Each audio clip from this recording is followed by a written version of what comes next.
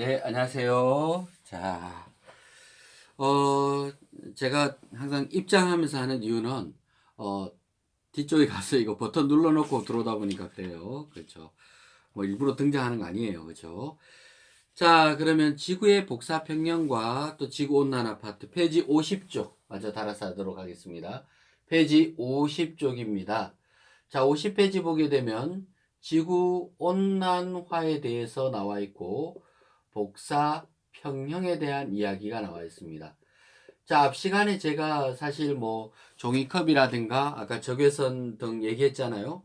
그 실험 자체는 사실은 이 복사평형에 대한 실험이에요. 아까 설명하기 위해서 잠깐 그림을 땡겨 봤을 뿐입니다. 알겠죠? 자, 그러면 지구온난화는 여러분들 많이 들어봤죠? 그죠? 근데 구분해야 되는 게 이 지구온난화와 온실 효과라는 말은 조금 차이가 있습니다. 알겠죠? 온실 효과는 좀 좋은 거예요. 지구온난화는 당황스러운 거고요. 그죠? 무슨 말이냐면 온실효과라는 것은 온실효과 덕분에 지구가 따뜻해지는 거잖아요. 그죠? 자, 지구 대기권에 수증기나 뭐 여러 가지 기체들이 있습니다.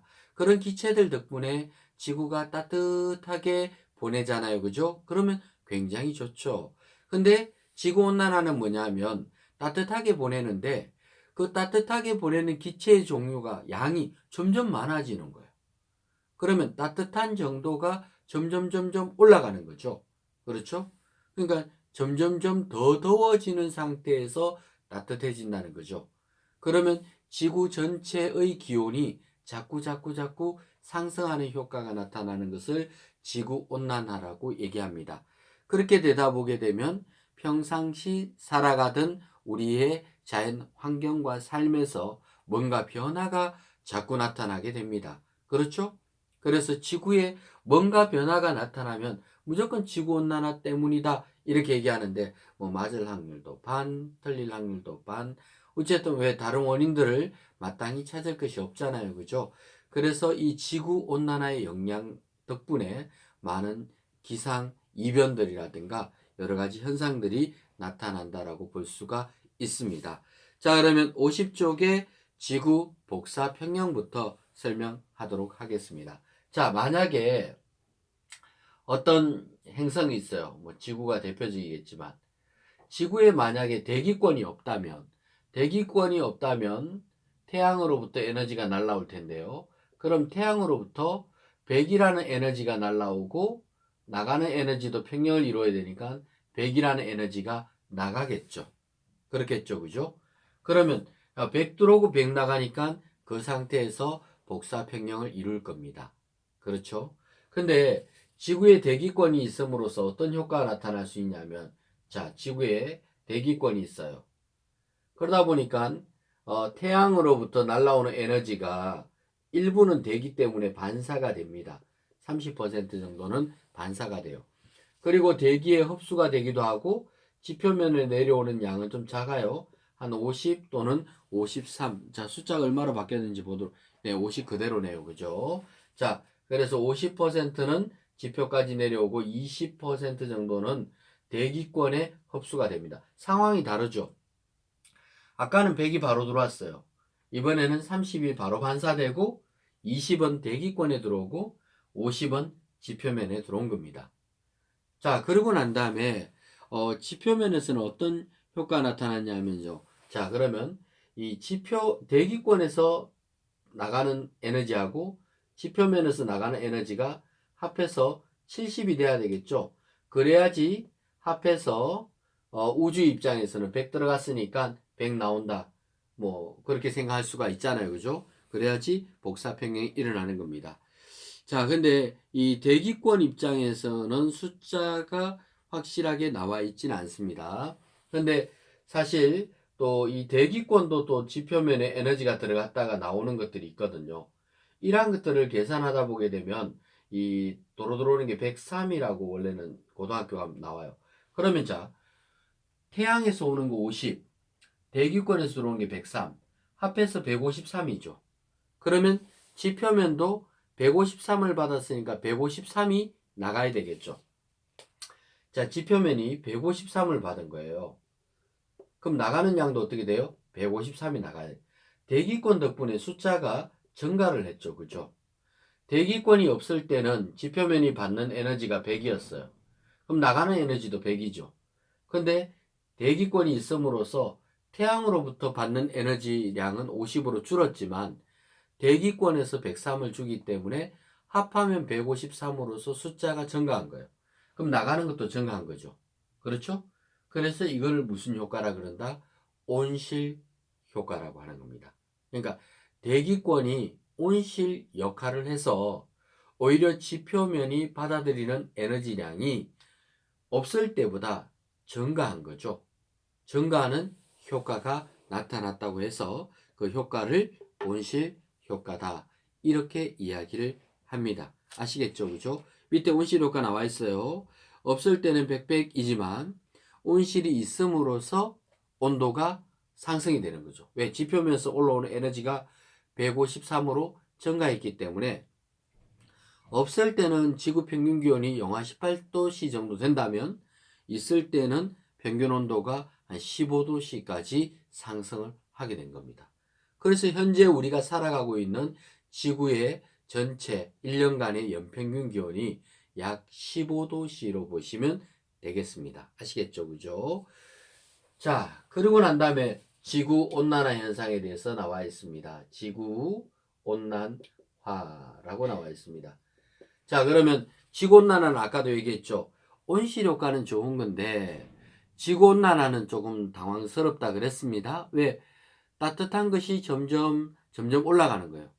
지금 현재는 지구 연평균 기온이 15도지만 자꾸 올라가고 있다라는 뜻입니다. 아시겠죠? 그 이유는 온실 효과를 나타내는 이 대기권 속의 기체 중에서 일정하게 유지되지 않고 상승하는 기체가 존재한다는 뜻이겠죠. 그게 뭐겠어요? 대표적으로 이산화탄소 기체가 있습니다. 원래 이 탄소가 땅 속에 석탄이나 석유로 묻혀 있어야 되는데 이게 자동차나 산업이나 이러한 것들이 발달하면서 그 탄소가 공기 중에 산소와 결합을 해서 이산화탄소로 되어버린 거죠. 이게 이제 대기권에 자꾸 증가가 되다 보니까 그죠? 원래 이산화탄소 퍼센트가 0.03% 정도 되거든요. 이 비율이 자꾸 증가하는 거예요. 그러면 이 비율이 증가하니까 온실 효과가 더 많이 나타나는 거죠. 그럼 온실 효과가 더 많이 나타나니까 온도가 상승을 하게 되는 것입니다. 변하는 게 문제죠. 그러니까 온실 기체 중에서 그 농도가 변하는 애가 누구다? 이산화탄소입니다. 이산화탄소 기체가 점점점 농도가 증가함으로써 지구의 전체 평균 기온이 상승을 하게 되었다라는 것입니다. 그것을 우리는 뭐라 그런다? 지구 온난화 현상이다 라고 이야기합니다. 자, 밑에 그래프를 보게 되면요. 화석을 많이 쓰게 됐죠. 그죠? 석탄, 석유를 화석 연료라고 합니다. 그래서 화석 연료를 많이 쓰다 보니까 이렇게 기온이 점점 올라가죠. 기온이 올라갈 때도 겨울에 조금 더 올라갔다가 여름엔 떨어졌다가 겨울에 올라갔다가 여름에 떨어졌다가 이런 식으로 원래 그래프가 나와요. 근데 이 그래프를 연이어서 대충 보면 전체적으로 기온이 상승한다는 뜻입니다. 그러면 겨울에는 왜 더 올라갈까요? 그거는 추우니까 난방을 하겠죠. 그럼 난방을 하다 보니까 더 많이 사용하게 되고 점점점 올라가게 된다라는 뜻을 갖고 있습니다. 그러면 지구가 더워지면 어떤 현상이 나타날까요? 빙하가 녹겠죠. 빙하가 녹으면 바닷물이 점점점 많아지겠죠. 그러면 해수면이 상승을 하게 됩니다. 빙하의 면적은 줄어들고 해수면이 상승을 하게 됩니다. 또 그러고 이 더운 날씨가 되다 보니까 아까 공기 중에 돌아다니는 수증기량이 어때요? 훨씬 더 많아지겠죠. 더운 날씨니까 더 많이 돌아다닙니다. 그러면 폭우가 내리기도 하고 폭설이 내리기도 하고 그렇죠. 기상현상이 예전에 비해서 훨씬 더 많이 나타난다라는 뜻입니다. 그렇겠죠. 그죠? 자, 그럼 이런 것들로 인해 가지고 농작물의 피해도 있게 되고 또 만년설 산 위에 있던 눈이 점점점 줄어들고 또 생태계의 변화도 일어나겠죠. 우리나라 지방도 마찬가지입니다. 예전에는 그 제주도에서만 더운 지방에서만 이 귤이라든가 뭐 이렇게 그러한 농사가 됐는데 그죠? 근데 요즘은 이제 귤 농사, 바나나 이런 것들이 남쪽 지방으로 점점 올라오죠. 심지어는 우리 교회 앞에도 바나나 나무가 자라고 있잖아요. 그죠? 경산인데 바나나 나무가 자라고 있어요. 전에 한번 딱 바나나 이게 열매가 맺힌 적이 몇 번 있어요. 몇 번 있는데 먹을 만큼은 아니고 어느 정도 바나나가 열린 적도 있긴 합니다. 알겠죠? 그만큼 날씨가 어떻게 됐다는 뜻이에요? 더워졌다는 뜻입니다. 겨울이 예전만 춥지가 않습니다. 그죠? 그런 이 변화들이 많이 일어나고 있다라는 것을 알 수 있습니다. 자, 그래서 이번 시간에는 이 복사평년과 지구온난화에 대해서 설명을 했습니다. 그렇죠? 그리고 이 복사평년과 지구온난화에 대한 실험 내용 하나만 더 설명을 하고 마치도록 하겠습니다. 자, 실험 아까 설명했던 거 있죠? 52페이지입니다. 자, 52페이지에 보게 되면 검게 칠한 종이컵은 아까 지구에 해당된다 그랬죠. 그죠? 그리고 전등은 당연히 태양에 해당되겠죠. 그죠? 자, 그러면 만약에 처음에 지구가 있었어요. 그러면 처음에는 이 지구가 적외선 등으로부터 받는 에너지가 어때요? 많겠죠. 받는 에너지는 많은데 이 지구에 해당되는 종이컵이죠. 이 종이컵의 온도가 낮다 보니까 어때요? 나가는 에너지는 적어요. 그럼 들어오는 거는 많고 나가는 건 적다 보면 이 종이컵의 온도가 점점 올라가겠죠. 그러면 종이컵의 온도가 올라가면 종이컵 자체의 온도가 높아진다는 것은 종이컵에서 나가는 에너지가 점점 어떻게 된다는 뜻이에요? 많아진다는 뜻이에요. 그러다가 들어오는 에너지량과 종이컵으로부터 나가는 에너지량이 퉁 되는 순간이 있죠. 똑같아지는 순간이 있습니다. 이 순간에는 어떻게 되겠어요? 더 이상 온도가 올라가지 않고 일정하게 유지가 되겠죠. 이렇게 들어오는 에너지량과 나가는 에너지량이 퉁 되는 순간, 이 순간을 우리는 뭐라 그런다? 여기부터 복사 평형을 이루고 있다 라고 얘기를 합니다. 그럼 왜 하필이면 복사냐면 태양과 종이컵, 그러니까 지구 사이에는 멀리 떨어져 있는데 중간에 그 열 전달 방법이 복사죠. 전도 대류 복사 중에서 열 전달 방법이 진공에서 전달될 수 있는 복사라는 열 에너지 방법에 의해 가지고 전달이 되어 있죠. 그래서 복사라는 열 전달 방법을 통해서 온도가 평형을 이루었다라고 해서 이를 복사 평형이라고 이름을 짓습니다. 자, 그래서 일단 일단락 짓도록 하겠습니다. 자, 1강 내용을 두 번으로 쪼개서 영상에 올리게 되었습니다. 내용이 좀 길었던 것 같아요. 그래서 내용을 좀 더 찬찬히 설명하려고 그렇게 했습니다.